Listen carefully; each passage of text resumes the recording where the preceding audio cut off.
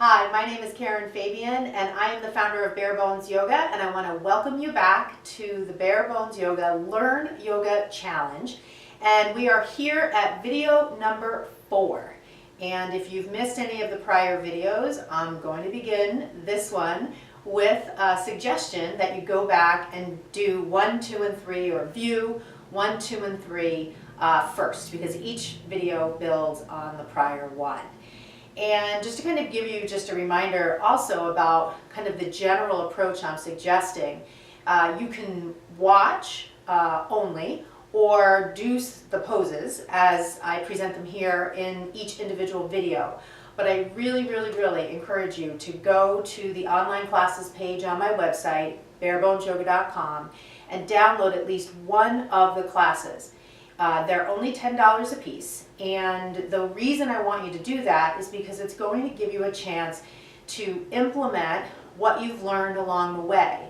And I want to hear from you once you do that, because again, my approach, while it might not be completely unique, is very specific and intentional. My decision over the years has really been to focus on the anatomy of yoga, and what I'm sharing with you here is a specific lens through which to see the practice. And that doesn't mean that you're going to see it only through the anatomical and alignment lens to the exclusion of all other things. Of course, yoga practice is a very complicated, in some ways,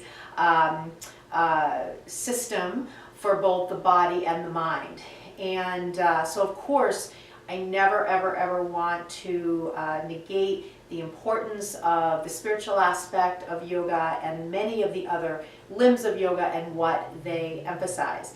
But I do want you to have an opportunity to learn from this presentation of the poses, and then apply that learning to a class that's structured to support this methodology, this presentation of the practice, and then see what you think. So to download the online classes, go on my website, barebonesyoga.com, and click the link for online classes. If you have the instruction guide for this challenge that you downloaded, you can just click the link on the PDF and that'll take you right to the page. So I want to start out this video like I did the prior video with some feedback that I got from a person who watched the prior video, it was number 2. And I want to talk a little bit about my response to her. So her name is Jo Marie, and she was talking about an upward dog. From what I could understand from the way the question was written, she has a lot of flexibility in her lower back. So she prefers low cobra instead of upward dog. And so generally, you know, when we think about any part of the body being too flexible, what we call hyperflexibility. And it doesn't even really need to be a clinical condition. Maybe someone just feels, let's say in the instance of the lower back or the lumbar spine, a lot of movement there.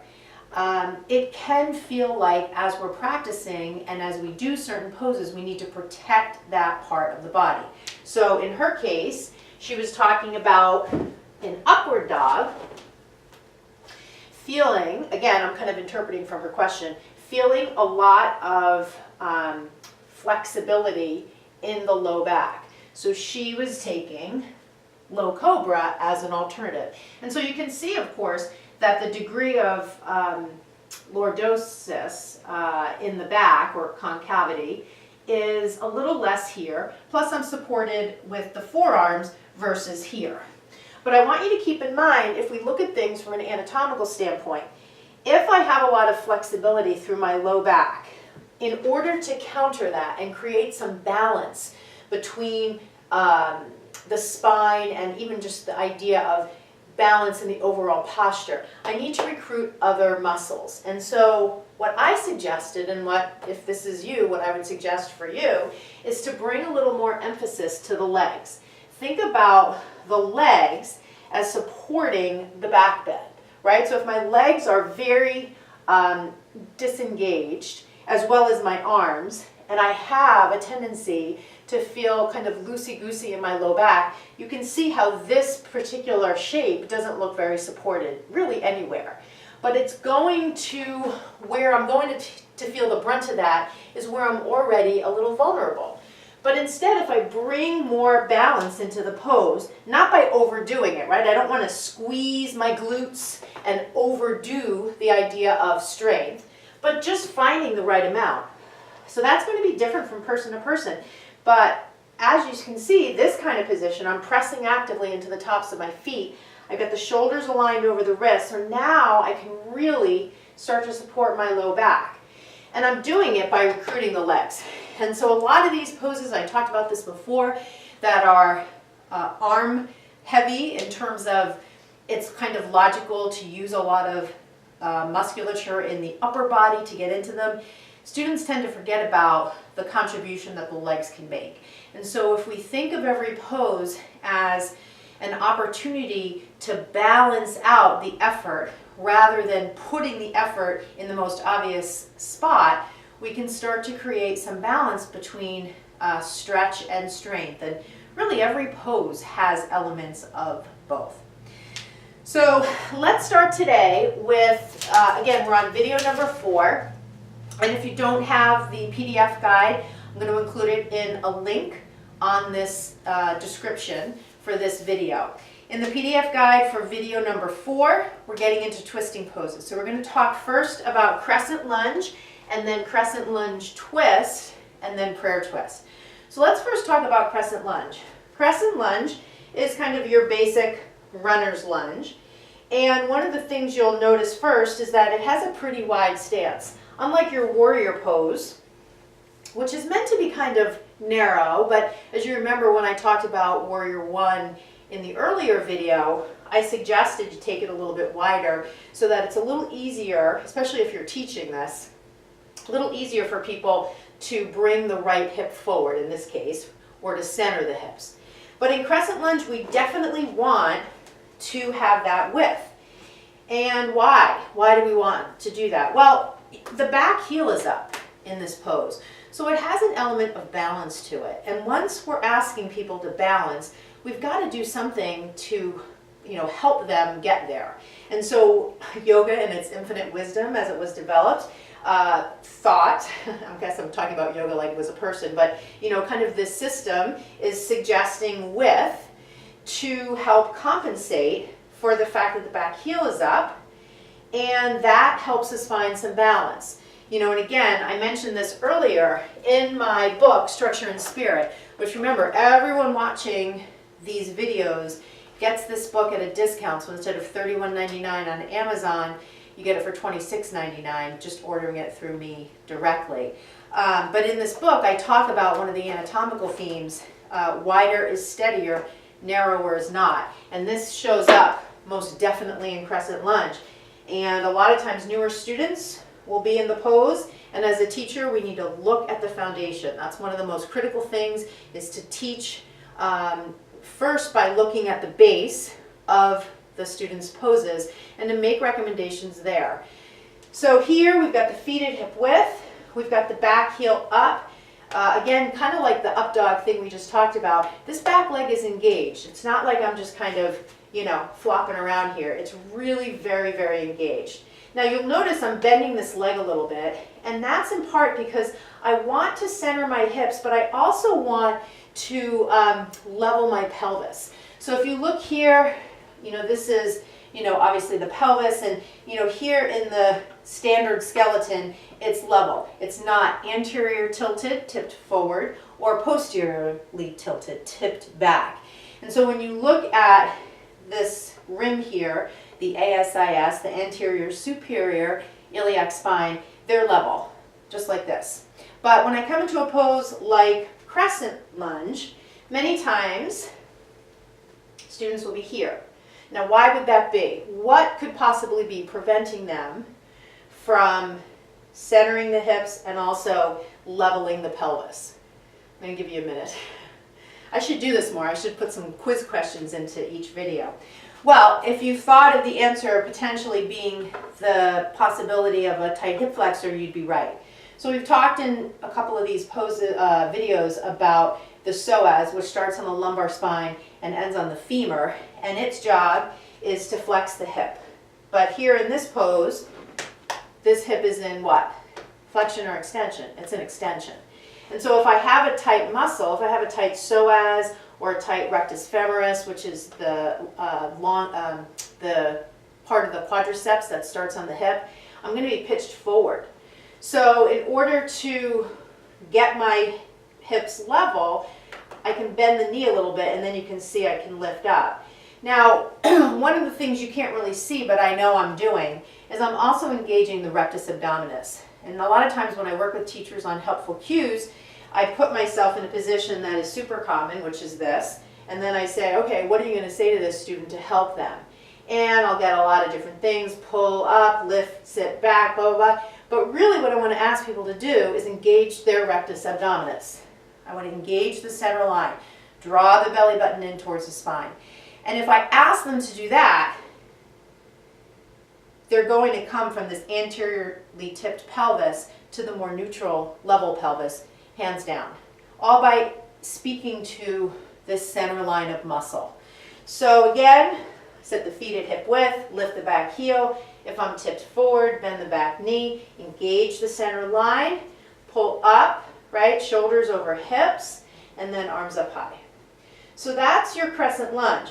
Now, I want to also just point out, and I've talked about this in prior videos, so in my anatomy manual, I break down every posture into the important pieces that I want you to know. So primary action, key muscles in action, joints in action, modifications, things to look for as a teacher, and speaking to mind. So here, as we talk about, these different poses, this will break down every single posture for you, or at least the key ones, and start to give you a window into all the different components. So let's take this crescent lunge. See, I'm actually going to do it this way now. And let's add the twist. So right out of the gate, I'm going to put a block there. And I'm going to put a block there because I want to stack the shoulder over the wrist. I want to have some height and stability so that I can twist the lunge comfortably, right? So for many people, they'll be very low, and then as they try to twist, they'll get somewhere here. Now, why would this potentially be happening? What could be the barrier to opening through that upper shoulder? I'll give you a minute. So if you thought pecs, you're correct. Also part of your rotator cuff, your subscapularis, is the muscle that sits on the inside of the shoulder blade, and it is also an internal rotator, just like pec major and pec minor. So these are your hunching muscles. And in many people, they're really tight because we hunch a lot. So if I'm a teacher and I bring people into crescent lunge and I add the twist and they don't have a block, this is super common. The other thing you'll notice is this is a really long lever. So if I'm asking somebody to twist and they have an overly shortened inner shoulder and this lever is so long, it's really hard. But if I have them shorten the lever, watch this. Ba-bam, right? So that's a lot easier for somebody. This works really well in older folks that come to yoga, have never practiced before, and have hunched a lot all their life. And if we can bring some of these poses with the really wide arms into a little bit of a shorter scenario, we can really start to have them focus on where do they want the action to be coming from. I don't really care about the hand. The hand is going to move as a result of what's happening at the joint. The joint is where the movement occurs. So even in something like twisting triangle, same idea. So here in twisting crescent, we want to stack the knee over the heel. We want to stack the shoulder over the wrist. Now you may be watching this saying, well, hey, what about if I want to take the outside? Yeah, I mean, you can take the outside. I'm pretty practiced and I can do it, but I can tell you, it doesn't feel good. It doesn't feel good to me. It doesn't feel natural to me. I think these kinds of movements bring us to the outer edges of things like flexibility and demands on the joint. Because if you think about it, here, because I'm aligned shoulder to wrist, I'm not over leveraging the joint, I'm not overdoing it. It allows me to really have the movement be very pure and supported. As soon as I go here, I add a whole other level of taxing to the arm and the shoulder. I don't know, it just doesn't feel really good for me. Now again, it's going to be different depending on who you are and, you know, kind of what's happening in the body. And a lot of people like to practice and kind of go to the outer edges. And you might not think that particular movement is, you know, anything more than just conservative practice. But if we just think about things from an anatomical standpoint, we're pretty much trying to stay elements of anatomical position versus kind of working in ways that bring us into a position where we're asking for a lot of flexibility. A balance between strength and flexibility is really my focus of teaching. If you teach a different way, then go for it. If you like to practice a different way, go for it. But I think that's what you're going to find in terms of classes from me and different online resources and that kind of thing. So again, getting back to the posture, we've got the stacking, we've got the front foot rooted, we're starting to rotate, right? Making sure that the rotation's coming from the side body. So we're talking obliques here, right? We don't want to overdo the cervical spine, so we might even have people look down. If they have a need to modify, another nice suggestion is put the back knee down. Okay? So that gets us the crescent twist. So just looking at the format in my manual, we're looking at things like primary action, lengthens the spine, and the twisting movement improves digestion, stimulates the circulatory and endocrine systems. Key actions, step right foot forward, lift back heel, bring hands to heart. So I actually break down all the key actions to get you into the pose. So if you're a teacher and you want to get better at your cueing, you want to get more succinct, you want to focus more on the actions, all of the cues are right here. Let's talk a little bit about modifications. Talked about dropping the back knee. If you consider putting the block to the inside of modification, that's a modification as well. Things to look for as a teacher, anatomy challenges, the knee moving way past the heel in front. So this can put some pressure on the knee from the patellar tendon. You know, as we start to go too far ahead, sometimes people can feel some pressure there. So watching that, keeping the knee over the heel. And, you know, just this idea, speaking to mind, that the pose is twisting. And, you know, it's an opportunity to build some strength there. And I know sometimes people consider twisting poses as a way to conjure up images of rinsing out toxins. I don't really use that language. I don't really think there's much that a twist is doing with respect to rinsing out toxins. If you again get my book, you'll see I had a good friend of mine, Dr. Rachel Pajednik, and she specifically talked to that myth. And you know, we're really looking at organs like the kidneys as detoxifying our body. And I think while it feels good to twist, and while absolutely it strengthens muscles like the internal and external obliques, it's not really detoxing us. So I think, you know, again, even though some of this language may have existed in yoga for a long time and may sound cool to say, we want to be accurate in what we're saying. We want to be, again, this is my opinion, we want to be sure that we're not implying that people are going to be getting something out of their practice that just literally isn't true. So speak to what speaks to you. Speak to what's meaningful to you. Look for general themes that can be applied to these poses. Again, a lot of that I bring up in the spiritual side of this book. You know, thinking about weaving in themes of commitment and compassion and focus and attention to your practice. Those are general themes that you can really nicely weave into a class that's anatomically based and, you know, kind of leave people with a really complete experience. Okay, so one more pose we're going to do today is prayer twist. This is again another twist. We come at it from chair pose. So traditionally, typically we would have the feet together and we're bringing the hands to the heart and we're twisting. This is another one where we're going to extend the arm down. If you want to work a little bit more into the flexible range, you can take your arm out to the side. So this is again similar to that thing we saw in crescent twist. You could use the block. Oops. Okay. one of the things that happens here is a lot of sway through the hips, a lot of sway through the knees. So this is a really great pose for not only strengthening the adductors by drawing the thighs together, but giving people an opportunity to see how can they move through one part of the body, namely the rib cage, without moving so much through the pelvis and the knees. So you're really asking them to isolate the movement through one part of the body.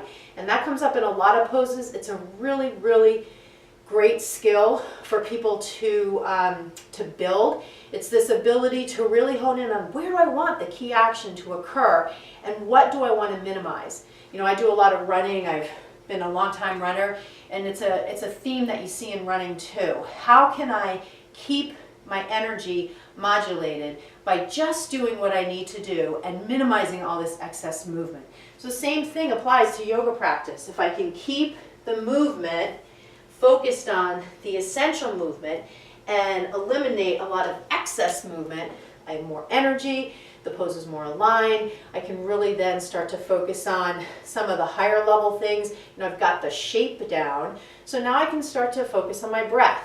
I can start to focus on my intention. You know, again, moving from the anatomy and the alignment to the more spiritual side of practice.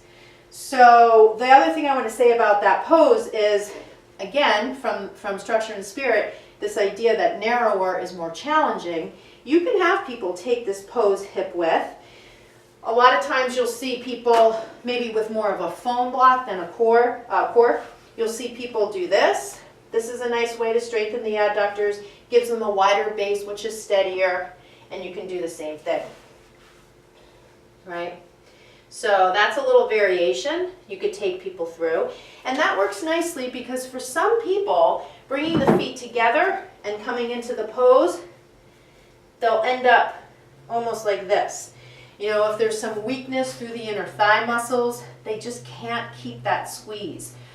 So as teachers, speaking to hug into the center, hug the outer hips in, squeeze in, hug into the center line. These are all really brief, actionable cues that hopefully will kind of hit the nervous system of your students and help them tap into their inner strength to create some balance in that posture. All right, so wrapping up, we've just done video number 4. I want you to remember, of course, that the manual is $65, but for watching the video, you get it for $50. The book on Amazon is $31.99. For watching the video, you get it for $26.99. If you want either of these tools, email me, Karen@barebonesyoga.com. One person per video is going to get this book for free simply by commenting on the video. So comment away, and I want to hear your comments anyway.